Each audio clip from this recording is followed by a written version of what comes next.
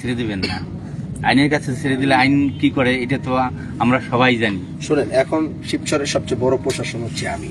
কি আমি না আমি আমার থানার ভিতরে কি চলবে এটা আমার থেকে ভালো কিন্তু কেউ জানবে না, তাই না?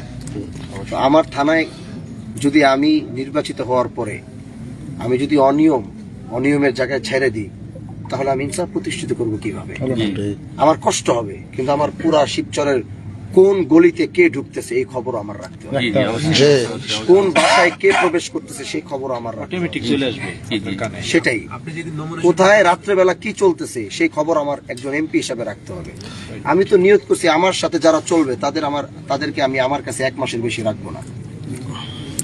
আমার সাথে যারা চলে তারা কোথাও গিয়ে যদি খালি একবার আমার কাছে প্রমাণ সহ কমপ্লেন আসবে, সে এমন জায়গায় গিয়ে আমার ব্যবহার করছে কোনো অন্যায়, সাথে সাথে আইনা রিজাইন দিয়ে সাথে সাথে ওরা আমার থেকে দূরে সরাই দেবো, সে আমার সাথে থাকতে পারবে না।